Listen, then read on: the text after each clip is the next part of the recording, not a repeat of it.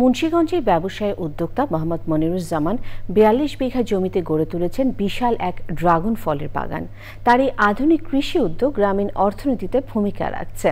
Tonic বা growth hormone ব্যবহার করে উৎপাদিত ড্রাগন ফলে বাজার ভরে গেছে, তা নিয়ে শঙ্কায় আছেন এই উদ্যোক্তা। বিস্তারিত জানাচ্ছেন শাইখ সিরাজ। মুন্সিগঞ্জের প্রতিষ্ঠিত এক ব্যবসায়ী মোহাম্মদ মনিরুজ্জামান অন্য ব্যবসার পাশাপাশি সম্প্রতি তিনি কৃষি বাণিজ্যে যুক্ত হয়েছেন।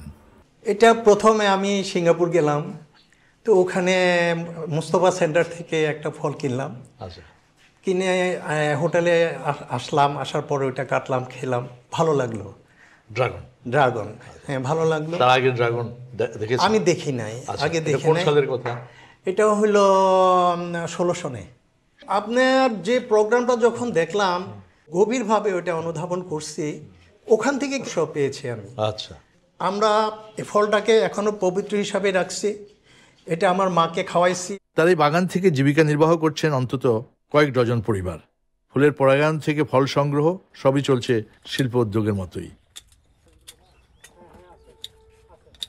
গত 3 বছরে দেশে ড্রাগন ফলের উৎপাদন বেড়েছে 400%।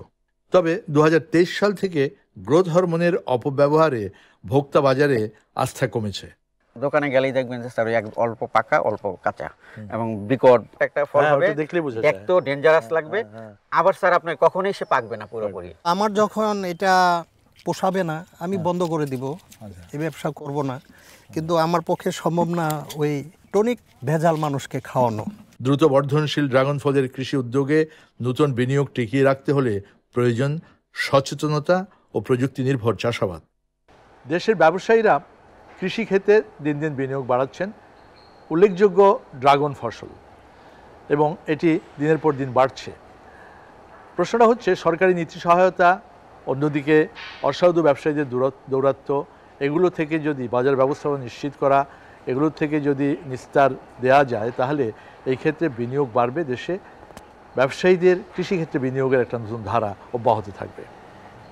মুন্সিগঞ্জের আবদুল্লাপুর থেকে শাইখ সিরাজ, চ্যানেল আই।